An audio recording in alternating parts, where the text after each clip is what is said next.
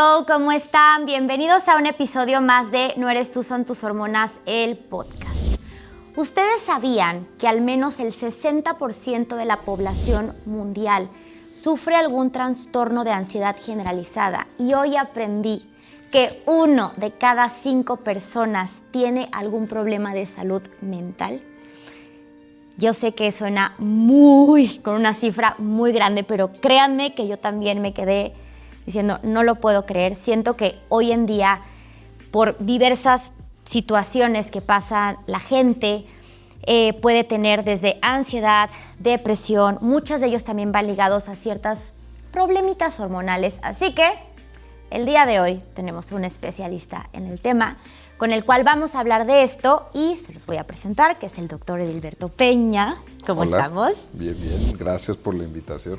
No, gracias a ti por aceptar. Creo que este es uno de los temas que ya me estaban pidiendo mucho y sobre todo porque es algo que también veo mucho en consulta. O sea, me quedé impactada con lo que me comentabas de que 1 de cada 5 personas tiene algún problema de salud mental y lo peor es que no lo saben.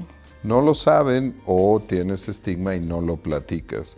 Algunos de ellos sí ya vencieron un poquito la resistencia, van a consulta, siguen las indicaciones, pero no es tan sencillito que en un evento social o con gente que no sea de tu círculo más cercano, que si tuvieras otra cosa física igual y hasta lo platicabas en una cena, oye, fui al cardiólogo, me están haciendo estudios. No lo platicas así.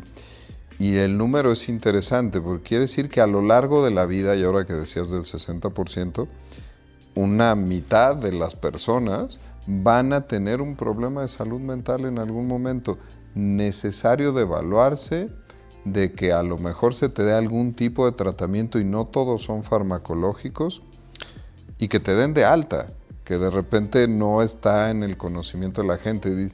Si ya piso o voy a ver a alguien de salud mental, quiere decir que ya me voy a quedar ahí para siempre. Y eso es más que otra cosa, un mito. O no regresan a consulta y se quedan con el fármaco por muchos años. Sí, también.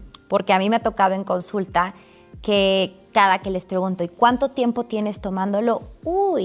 Como desde hace 10 años, pero no he regresado. Sí, y es que sabes, estas cifras se vuelven a favor y se vuelven en contra. Son tan grandes que en el país sabemos 5,000 psiquiatras. Entonces si dices, a ver, en México hay 9.1% de depresión. Quiere decir que hay 11 millones y cacho de deprimidos. Entre 5,000 psiquiatras no alcanzamos. 14.5% de trastornos de ansiedad, entre 5,000 psiquiatras no la libramos. La realidad es que muchos médicos de otras especialidades o médicos generales o internistas tienen que dar el tratamiento, pero ahí es donde luego falla el seguimiento. Entonces te veo en un episodio muy malito, te estás divorciando, te corrieron de tu trabajo, se murió tu mamá. Entonces te mando un ansiolítico, te mando un antidepresivo, pero no vas cada mes al cardiólogo, no vas cada 2 meses al ginecólogo que te lo puso, y un año después, ¿qué hubo? Pues ahí me sigo tomando las medicinas, doctor. ¿Y cómo vas? Bien. Pues síguetelas tomando. Hacen bien porque alguien tenía que hacer ese trabajo, pero falta un poquito, y lo hacemos mucho, la psicoeducación de otros especialistas, el que si vas a tomar al paciente en ese tema de salud mental, que está bien, porque no alcanzamos todos, le tienes que dar un seguimiento más cercanito, y si no, le puedes iniciar tratamiento y derivarlo, y que se le dé seguimiento. Pero tienes razón, el que se den tratamientos a perpetuidad es lo raro. Solo el 10 o 20% de toda la masa de pacientes que tienen un problema de salud mental requieren un tratamiento a cronicidad. ¿Qué es la ansiedad? Súper difícil de definir, ni siquiera en los libros. La definición en los libros es malestar, que se puede echar a cualquier bote de basura. Es un malestar psicológico donde no puedes controlar el pesimismo. Mi cerebro está diseñado evolutivamente para recordar lo malo. Por eso nos protegemos, por eso si veo el fuego y me quemo, pues sé que no debo agarrar el fuego. Y lo normal en el cerebro, lo que requiere un esfuerzo extra, es poder vivir sin depresión y sin ansiedad. Y eso a veces cuesta trabajo entenderlo. Lo facilito sería un cerebro deprimido y ansioso. El que está sano logra hacer ese sobreesfuerzo para no deprimirse y no ponerse ansioso. Entonces, en ansiedad, lo normal es que pienses en negativo, esto va a ir mal, si me duele la cabeza es que tengo un tumor en la cabeza, si mi papá no me habla que llegó a la casa es que ya lo secuestraron. Lo normal es que vengan esos pensamientos. Si yo estoy sano, los quito. Cuando me enfermo de ansiedad, no los puedo quitar. Y no es que sea un tema de inteligencia. Aunque me den razones lógicas para que se me quiten esas preocupaciones, no lo logro hacer. Y eso te activa la red de emergencia. Y tengo síntomas físicos de una emergencia, que son los síntomas físicos de la ansiedad. Tengo palpitaciones, se me sube la presión, tengo la boca seca, me falta el aire, siento una opresión en el pecho, estoy tembloroso, tengo bochornos, tengo visión borrosa. Y ahí es donde se conjunta lo que mucha gente puede haber visto en lo más clásico, que es un ataque de pánico, donde no controlas tu mente y piensas que te vas a morir, y además no controlas el cuerpo y sientes que te vas a morir. Sí.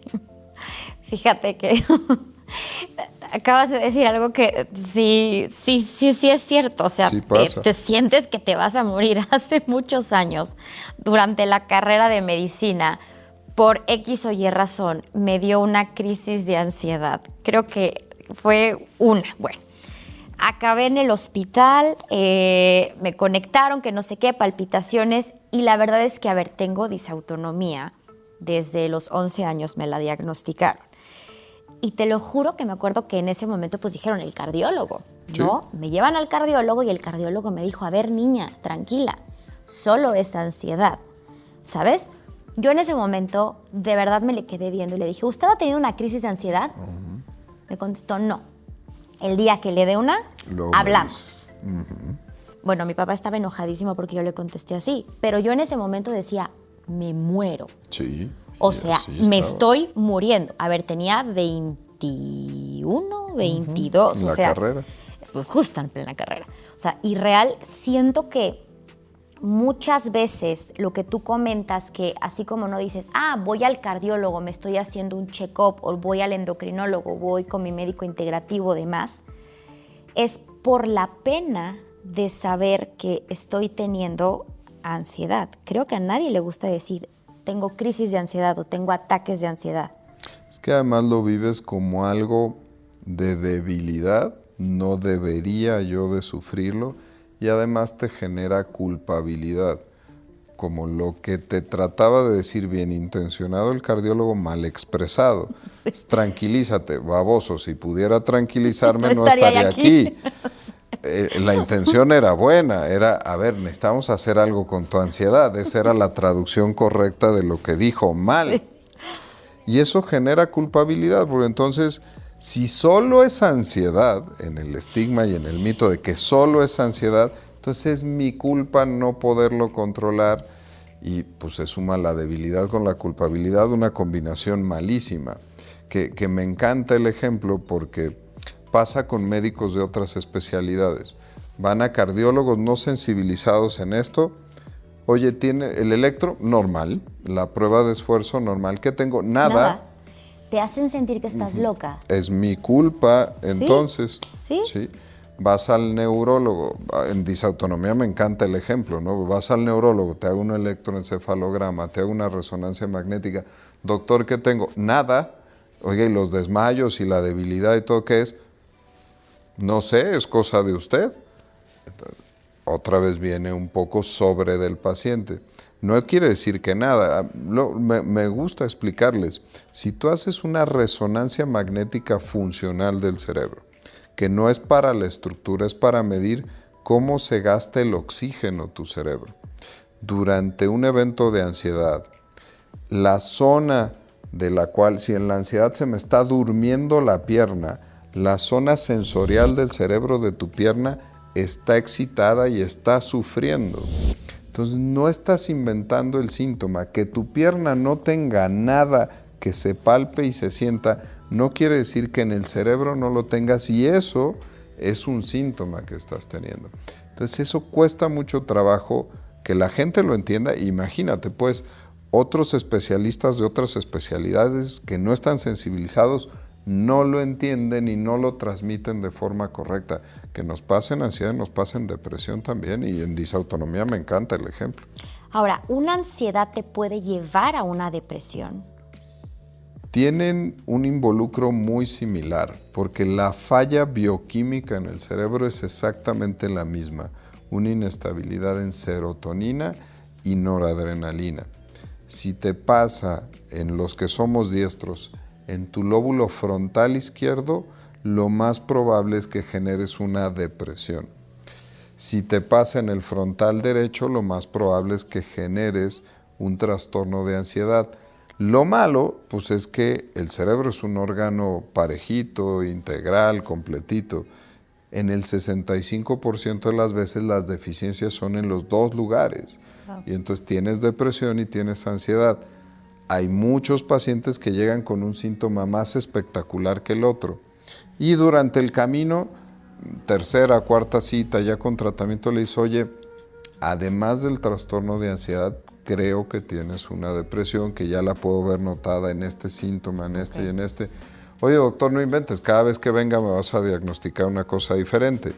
No, pero es como si tengo un piquete de mosquito y me rasco y a las 3 semanas voy al dermatólogo con una torta de este tamaño, me va a mandar cortisona para mejorarme la torta.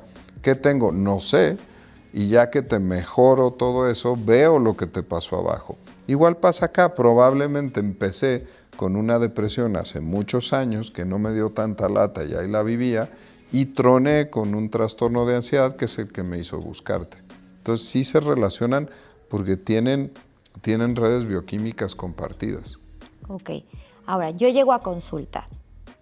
Antes de cualquier tratamiento se tiene que descartar, por ejemplo, algún problema ya sea tiroideo o de cortisol o de alguna otra índole hormonal. Sí, y esa es una buena práctica y algo obligatorio en una primera vez que evalúas a alguien. Si es un primer episodio de depresión o de ansiedad, parte de esa evaluación tiene que ser revisar que no haya algo físico que esté justificando la generación de esos síntomas. Tocaste cortisol, el cortisol y las hormonas de tu glándula suprarrenal tienen un involucro muy clásico en los trastornos de ansiedad. La depresión, el 30% de los hipotiroidismos en Estados Unidos los diagnostican los psiquiatras, porque vas a consulta por depresión y parte del protocolo habitual es hacerte exámenes y, oh sorpresa, tienes hipotiroidismo vinculado a tu sintomatología, tienes que ir a ver al endocrinólogo. Entonces, sí decirles, y parte de la audiencia lo tiene que entender así, es que en el manejo habitual de cualquier psiquiatra se te tiene que descartar siempre que tus síntomas no se deban a un problema médico general del cuello para abajo o a un abuso de sustancias. Y así viene escrito en los manuales de psiquiatría. Tu médico te tiene que hacer exámenes y te tiene que preguntar todo lo que usas en un día, que la gente... Te cuenta la mitad a veces. ¿Qué tomas? Nada. Oye, ¿y suplementos? Ah, sí, 12. Oye, tienen interacciones y funcionan y son cosas que a veces van hasta en contra. Ah, muy bien. Oye, ¿y los 8 Red Bulls que te tomas? Ah, bueno, pero eso no te lo tenía que reportar, ¿no? No, claro. Y la dosis de cafeína que te estás metiendo, ¿qué pasa con eso? Es un psicotrópico, la cafeína. Es la droga de uso más difundida en el mundo. Se preocupan de la marihuana, el CBD. El medicamento, la droga de uso más utilizada en el mundo es la cafeína y no se la reportas al doctor. Entonces, una buena historia clínica lleva todo eso. Fíjate que yo, por ejemplo, sí les pregunto cuántas tazas de café toman al día. O sea, en cuestión de glándula suprarrenal, el café no, como siempre les digo, no es satanizarlo. Pero al menos pacientes que de repente me dicen, no, es que si me tomo 8 expresos al día, les digo, ok, empieza a bajarle. Sí. Y es gradual, porque también tienen un proceso de que sienten hasta abstinencia del propio café. Entonces, sí a veces les dejo el claro de, a ver, empieza con una menos a la semana, si lo quieres ver, ¿no? O a los 15 días si ya les cuesta mucho trabajo. Pero real el tratar de ir disminuyéndolo. O sea, al final es algo que sí hace un evento adrenérgico donde te estás haciendo, tu pobre glándula suprarrenal va a llegar en un punto que te va a decir, a ver, yo ya no trabajo. Yo ya no trabajo. Entonces ahí es donde empieza o una deficiencia de cortisol o una deficiencia de DHEA, que también es una de las hormonas que tienen un papel tan bonito en la parte de salud mental, que el paciente llega con una, normalmente lo denominan fatiga adrenal o una disfunción del eje hipotálamo-hipófisis adrenales. Entonces, los pacientes a veces, como tú lo dices, no lo ven como algo malo, sino algo para mantenerse energéticos, en alarma, pero que a la larga los están llevando a un proceso de fatiga. Sí, y por eso lo ponía yo como droga, aunque no lo clasifiquemos así en la cabeza, porque me genera 3 fenómenos: tolerancia, dependencia y abstinencia. Y la dependencia a cafeína requiere un manejo igual que la dependencia a nicotina o la dependencia a cualquier otra sustancia. Puedes hacer e intentar disminuciones progresivas, pero muchas veces no funcionan y te debe pasar con los pacientes.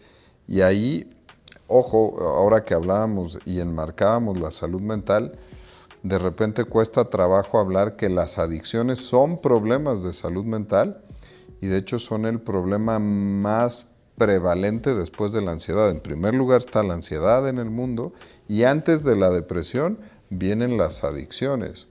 Incluso aquí en el país así pasa. Por eso es que ven tantas campañas en la televisión sobre adicciones. Sí. Suena fuerte, pero no. Si tengo una adicción a la nicotina o a la cafeína, tengo que ir al psiquiatra, que es el experto en salud mental, que se va a encargar de mi adicción a esa sustancia, porque es un problema del cerebro. El órgano que se enfermó fue el cerebro, y el que sabe de eso es el psiquiatra. Claro. No, y al final evaluar, o sea, muy integral, porque saber de dónde viene, por qué estás tomando tanto café, ¿no? O por qué estás fumando tanto. Y parte a lo mejor de, no sé, algo de ansiedad o algo que en su entorno también no esté al 100. Sí, en el tema de la roncha o de la cebolla y las capas de la cebolla, te puedes quedar en las más externas. Oye, no me chingues, ¿cómo te tomas 12 tazas de café? Bájalas. Pues espérame, el inicio fue que me sentía tan cansado, tan ineficaz, era inatento, era disperso. Hombre, me encanta Colombia porque la baja prevalencia de déficit de atención en Colombia dependía de que era un uso y costumbre básico darle café a los niños. Y la cafeína liberaba noradrenalina, que es lo que les da el Ritalin a los que tienen déficit de atención. Entonces, ¿qué pasaba? Que no había tanta manifestación de déficit de atención, aunque sí lo tenían muchos de esos niños, porque todos los días tomaban café. Y entonces, oye, pues ¿por qué Colombia tiene menos déficit de atención que otros países en América Latina? Porque todos toman café y es un psicoactivo. Entonces, de repente entender que las adicciones y ciertas sustancias son psicoactivas, eso es salud mental también. Ahora te quiero preguntar algo que sé que a muchos de ustedes les va a gustar. Suplementación clave en la salud mental. Súper buen tema, porque primero lo tocamos tangencial hace ratito. Los suplementos hacen cambios en el cerebro y hay que hacer una historia clínica incluyendo suplementos. Los pacientes, y entiendo yo que es un poquito por este tema de alopatía y cosas naturales, clasifican como que las medicinas alópatas las dejaron unos marcianos aquí en el mundo y entonces esas son extrañas y son del diablo. Pero esas son naturales, las que son naturales son buenas y ni lo uno ni lo otro. Las alópatas salen de productos naturales que vienen de un arbolito también, solo que las hizo Pfizer. Y las naturales producen cambios en el cuerpo que a veces son más dramáticos y más dañinos, mal utilizados, que algún medicamento de uso que compro en la farmacia. Entonces me gusta de repente quitarles un poco ese estigma, porque no deberíamos ni de separarlos. Claro. ¿Qué te tomas todos los días? Sí, me tomo vitamina D, pero me tomo mi Prozac, pero también me tomo un Tafil. Ok, todo va en la misma canasta. Y hay suplementos que tienen efectividad modificando muchas de las redes que tienen que ver con la salud mental. Uno que se me olvidó platicarte antes de entrar por acá. La mitad de la población en México tiene una mutación para la metilfolato reductasa. La metilfolato reductasa es una enzima que tiene que ver en el paso para producir serotonina, noradrenalina y dopamina, que son los 3 principales neurotransmisores en esquizofrenia, bipolar, depresión, ansiedad, todos ahí revueltitos en diferentes combinaciones. Si yo formo parte de ese 50%, quiere decir que yo ya vengo de fábrica mal hecho para producir esos neurotransmisores y tengo mayor probabilidad de enfermarme. Y si me dan tratamiento, tengo mayor probabilidad de que no funcione si no me suplementan con ácido fólico. Así es. Entonces, oye doctor, psiquiatra, además de Prozac, ¿me estás mandando ácido fólico? Pues si no estoy embarazado, ¿no? No, espérame, te lo estoy mandando porque te hice una prueba genética y tienes deficiencia de metilfolato reductasa y el antidepresivo que te estoy enviando no va a funcionar. Si no tomas. Porque no tomas ácido fólico. O el ácido fólico. Sí, ¿cómo entiendo eso, no? Déficit de atención. El omega 3 tiene un increíble efecto neuroprotector. Cuando vemos prevalencias de Alzheimer en países nórdicos, la variable que modifica eso es el consumo de salmón. Pero pues aquí en México pues, tenemos más trucha que salmón, ¿no? Y la trucha no da lo mismo. Entonces, ese efecto neuroprotector no lo tenemos. Tenemos que consumir omega 3, que me da ese efecto neuroprotector y me ayuda a hacer más interconexiones neuronales en chavillos con déficit de atención o en personas con enfermedades neurodegenerativas. Omega 3, omega 5 nos funcionan bien en neuroprotección, ¿no? Pacientes con fatiga crónica o con fibromialgia. Parte del problema en la generación de energía en el músculo tiene que ver con que la coenzima Q10 es un factor importante para convertir las sustancias que me generan energía a la hora de hacer un esfuerzo muscular. El solo poner coenzima Q10 bien enviada, me encantan luego los ejemplos porque bueno, coenzima Q10, ok doctor, me la tomo en la noche, ¿cómo duermes? De la patada, porque tengo mañana pesadillas toda la noche, siento que me persigue Jason y que me va a matar. El doctor, ya tengo ansiedad. No tienes ansiedad, estás usando mal un suplemento alimenticio que tiene efectividad para generar energía. Bien utilizada en fatiga crónica, en fibromialgia, me viene maravilloso. Cafeína en déficit de atención, bien utilizada, me viene muy bien. Cafeína en migraña, me viene maravilloso. Adaptógenos, rodiola rósea, rodiola en fatiga crónica, en síntomas residuales de depresión. Si yo tengo un paciente con depresión y le mando un correcto antidepresivo, la probabilidad de que se cure con ese antidepresivo le ronda al 60%. Un 40% va a ser síntomas residuales, que los 3 más frecuentes son mal funcionamiento intelectual, mal sueño y mal disfrute. Pones un adaptógeno tipo rodiola y sin cambiar el antidepresivo, sin subir las dosis, sin combinar con otra cosa, poniendo algo que le va a hacer todo el empaque completo, los pacientes terminan mejorando. Tengo depresión como diagnóstico base, pero tengo síntomas ansiosos, no meritorios de que te dé una benzodiazepina, Tafila, Ativan, Ribotril, Lexotan. Pero si te pongo GABA, puedo mejorar tu sueño y puedo hacer que estés mucho más tranquilo. Igual, por ejemplo, con lavanda o con melisa o con valeriana, con pasiflora. Puedo hacer ese mix sin necesidad de mandarte 2 fármacos psicotrópicos, entendiendo que tiene efectividad y que te estoy mandando algo que va a funcionar. Entonces, el mensaje general es que, a final de cuentas, los doctores deberíamos de ser esa entidad que te va a avalar incluso el uso de suplementos, porque es maravilloso que los regulen, doctor.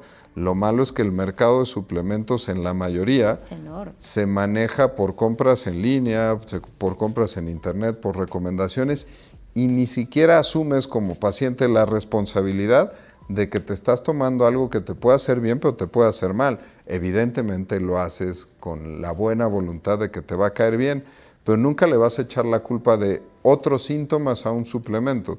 Me encanta en consulta que, oye, ¿y este síntoma, las pesadillas o las piernas inquietas en la noche, no empezaron a... Ah, sí, me empecé a tomar... Ah, y entonces te das cuenta qué fue lo que pasó. Entonces sí, como abrir mucho la cabeza para las personas en el sentido de que ni me hagan la división de medicinas alópatas y cosas naturales, y más bien entendamos que todo debería ser bien medido, bien prescrito y bien acomodado por el doctor. No, y mira, dijiste eso. Yo siempre a los pacientes les digo totalmente individualizado, porque cada paciente es completamente diferente y siempre consúltalo con tu médico. O sea, porque como tú lo dices, lo ves muy noble, pero a lo mejor no sabes si a ti en especial eso no te está cayendo bien. Sí, ahora que decíamos de suplementos, es muy usual la hierba de San Juan, ¿sí? Y tiene el mismo mecanismo de acción que los más famosos antidepresivos en el mercado, exactamente el mismo. Pero la hierba de San Juan te la venden en el mercado de Jamaica y los antidepresivos en la farmacia. Y ya por eso la ves como noble. La hierba de San Juan tiene dos tremendos riesgos mal utilizada. Puede ser hepatotóxica, o sea, puedes tener insuficiencia hepática por uso de hierba de San Juan y no por tomarte un Prozac. Y dos, como es el mecanismo exactamente el mismo, tomar un antidepresivo y tomar hierba de San Juan no son complementarios. No. A lo mejor en la cabeza, oye, tengo déficit de atención, mi doctor me mandó Ritalin, pero me mandó Omega 3. Ah, bueno, son complementarios porque los mecanismos van por lados diferentes. Funciona bien. Acá no. Sí. Es un suplemento más una medicina, me va a venir bien. No, estoy como si tomando doble dosis del antidepresivo, con doble chance de hacer efectos secundarios. Entonces, ese ejemplo es súper bueno para hacerle entender a la gente que más bien tendríamos que verlo de forma unificada. Claro. Oye, ya se nos va a acabar el tiempo, pero antes de que se nos acabe el tiempo, te quiero hacer la última pregunta. Microbiota y ansiedad. Sí. La frase está muy llevada, el segundo cerebro de la cabezota está en el intestino. Pues está muy llevada y traída porque es cierta. De hecho, la longitud de las conexiones neuronales y los centros neurológicos que permiten mover una tripa estirada que son kilómetros, está ahí en el intestino y casi por ahí, muy cercano a la cantidad de neuronas que tenemos en el cerebro. Se necesita una increíble producción de neurotransmisores para que la tripa funcione. Entonces, la producción de serotonina más importante del cuerpo se da en el intestino. Por eso, este tema de toda la salud gástrica y la microbiota es real, ahí está, pero ahí va el caminito de las evidencias en específico. El tema es un poquito más complicado, como agarrar Amazon, abrirlo y ver cuál es el probiótico más barato y pedir un bote con 200 pastillas que me va a durar un año, que no es por ahí el asunto. Se está trabajando perfectamente en investigación qué probiótico me sirve para depresión, cuáles me sirven en esquizofrenia, cuáles en bipolar, cuáles para ansiedad. Y esos son los que se van a terminar por utilizar. Estamos en el proceso de ese cambio, donde en lo general, si tengo una mejor salud gástrica y los probióticos en general, cuando traen 40 millones de lactobacilos, me van a venir bien y me van a dar un beneficio general. Pero ojo, espérense en el futuro más proximito, ya para mañana, a la vuelta de la esquina, donde sí vamos a tener ya un probiótico que se va a acompañar de mi antidepresivo, que se va a acompañar de mi medicamento para dormir, porque van a tener una potenciación en la efectividad. Wow. Me encanta malo para los pacientes, pero ni modo, así es. Si yo voy al cardiólogo el día de hoy y hoy me diagnostican con hipertensión, me tiene que iniciar mi cardiólogo con 3 medicamentos para la presión arterial y eso es lo bien hecho. Cuando yo estudié medicina se mandaba uno porque así era, porque había que dar lo mínimo. Pero la probabilidad de un infarto, de cuidarme de un emboli, de que yo tenga mi riñón bien, exige que me cuiden así.